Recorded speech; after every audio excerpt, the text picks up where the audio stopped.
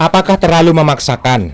Bagaimana penjelasan dalam video ini? Ada 20 betina ayam kampung. Betina ayam kampung 20, bayangkan teman-teman. Jantannya hanya 2.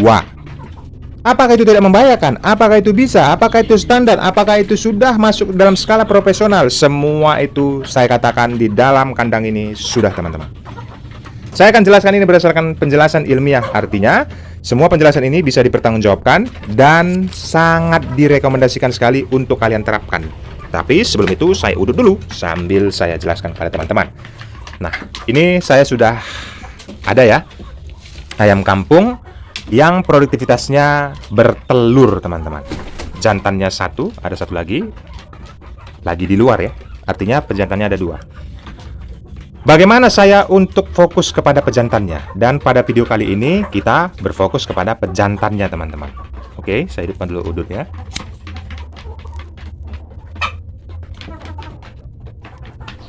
Dengarkan, teman-teman. Yang perlu kalian perhatikan adalah satu, pemilihan pejantan ini, calon pejantannya jangan terlalu besar. Saya sudah ingatkan berkali-kali kepada kalian, jangan terlalu besar. Yang kita pilih itu, yang kita butuhkan itu untuk pejantan ini ada di kandang ini, itu karena kita, teman-teman. Kalau betinanya ini sebenarnya nggak butuh. Mereka lebih nyaman tidak ada pejantan. Kalau betina ini tidak ada pejantan pun mereka akan tetap bertelur. Itu kalian harus pahami. Semuanya sudah tercukupi, kalsium, vitamin D, protein, karbohidrat, kelenjar pinail sudah merespon, barulah mereka bertelur. Artinya tidak perlu pejantan. Itu penjelasan fertil dan infertil di video sebelumnya, saya sudah jelaskan. Nah, kenapa pejantan ini saya buat? Karena ada beberapa telur yang saya akan tetaskan menggunakan mesin penetas, teman-teman. Makanya saya membutuhkan di situ yang namanya embrio. Itu datangnya dari pejantan. Pahami ya? Embrio itu calon anakan yang itu didapat dari sperma pejantan. Nah, bagaimana ciri-ciri untuk kita menyediakan pejantannya ini yang baik kepada calon anakan nanti yang akan dihasilkan oleh betina ini? Nah, seberapa dominan anak ayam yang akan menetas? Apakah lebih dominan untuk mengikuti betinanya atau lebih dominan mengikuti pejantannya? Oke, kita akan bahas, teman-teman. Kalau identik nanti kalau kalian bercerita tentang ayam siam ya, ayam Bangkok, apa segala macam itu kalian bisa perhatikan banyak sekali nanti yang dari pejantannya dulu. Bobotnya besar apa segala macam. Tapi ingat, teman-teman, kalau ayam siam Bangkok, ayam yang sejenis-jenis seperti itu, ayam-ayam petarung seperti itu, dia itu telurnya tidak banyak, teman-teman. Telurnya bukan seperti ayam kampung. Dan kita bukan seperti mereka metodenya. Kita ini untuk menghasilkan uang, telurnya itu kita harapkan banyak. Makanya kalau kalian lihat nanti ayamnya itu besar pejantannya, membuat nanti kondisi betinanya itu telurnya tidak banyak. Jadi itu secara penjelasan secara detail yang bisa saya sampaikan lagi. Yang kita harapkan dari pejantan ini adalah spermanya itu kental, spermanya itu produktif untuk menghasilkan embrio. Karena nanti kalau misalnya mereka sudah bertelur, tahu-taunya dari 10 butir telur itu yang menetas hanya sekitar 6, 5, 4, 7. Tapi kalau kita sudah maksimalkan, kita sudah pahami bagaimana menciptakan ataupun membuat kondisi ayam pejantan ini menghasilkan sperma yang produktif, artinya spermanya itu kental, dan calon untuk embrionya itu 100%, itu yang kalian persiapkan adalah, ya apa, teman-teman? Vitamin E. Ya, itu kalian bisa dapatkan dari keledai. Oh, kok keledai? Kacang kedelai. Kacang kedelai. Apa yang paling bagus? Kacang hijau, teman. Bisa kalian rebus, bisa kalian berikan kepada pejantannya. Khusus pejantannya saja, betinanya nggak usah. Karena kita mau menciptakan sperma yang kental untuk embrionya. Paham ya? Kalau untuk betinanya di video-video sebelumnya saya sudah jelaskan. Ini fokus untuk calon pejantannya. Ini, kalian lihat, lebih besar lagi betinanya daripada pejantannya. Kalau kalian buat nanti pejantannya lebih besar ataupun bobotnya besar supaya anaknya besar, itu salah pemikiran seperti itu, teman-teman. Salah. Yang ada betinanya ini stres, lari-lari dikawini, bulunya itu rontok. Bulunya itu akan rontok, teman-teman. Malahan betinanya ini stres, merasa trauma. Karena mereka pada saat mengawini itu sangat berat sekali. Nah, jadi idealnya seperti ini saja, ramping-ramping ambil. Dan lihat ciri-cirinya itu kulitnya mengkilap. Tuh lihat, kulitnya mengkilap, berjengger. Kalau kalian mau karakter kaki hitam, campur kuning, sediakan saja seperti itu. Dan bola matanya itu kinclong. Dan dia itu tegap. Tegap itu bukan berarti harus besar. Paham ya? Tegap itu bukan berarti harus besar. Dan ekornya itu nungkik seperti itu teman-teman.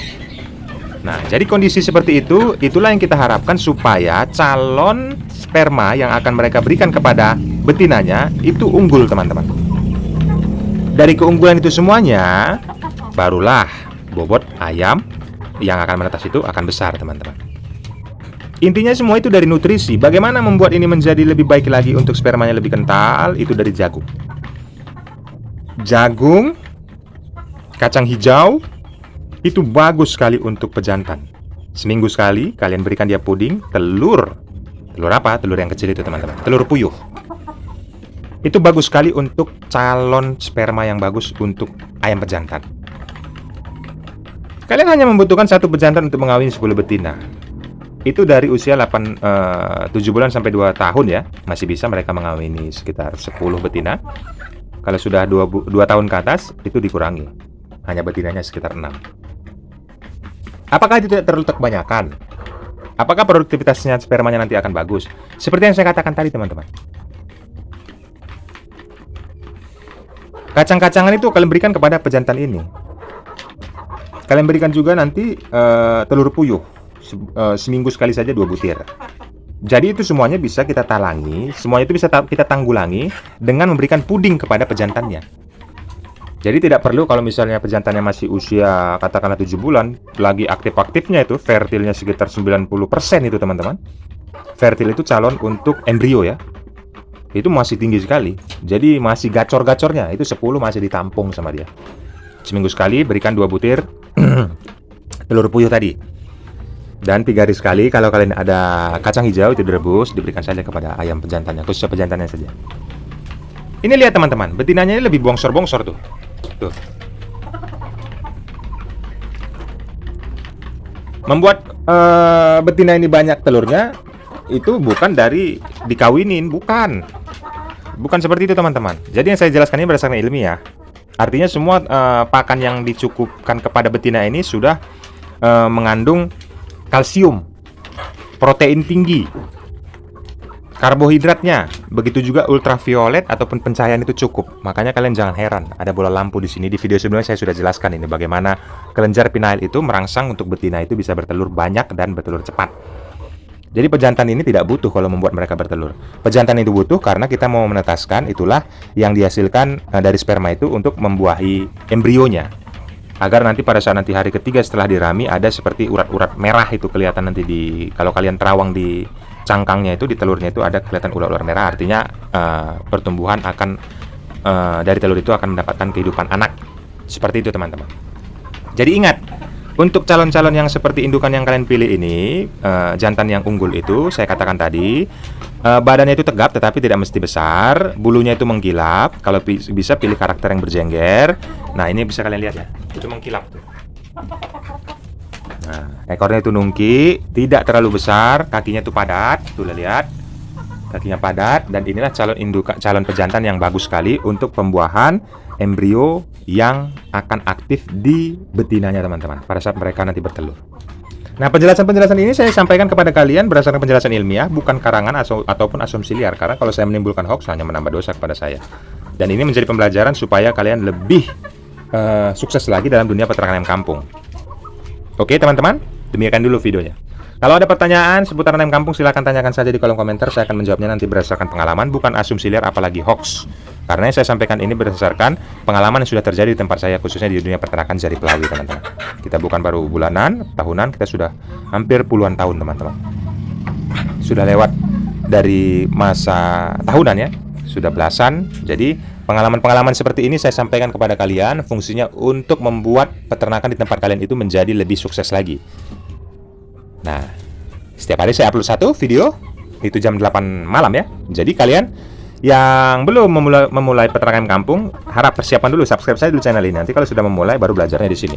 Kalau yang sudah ada ayam kampungnya, upgrade lagi ilmunya. Jadi tidak ada salahnya untuk subscribe channel ini teman-teman. Jangan lupa subscribe setelah nonton, lihat tuh tombolnya, aktifkan loncengnya agar notifikasi saat upload video terbaru kalian tidak ketinggalan notifikasinya untuk menonton teman-teman. Semuanya seputaran ayam kampung saya ulas semuanya di Jari Pelawi ini secara tuntas dan secara jujur.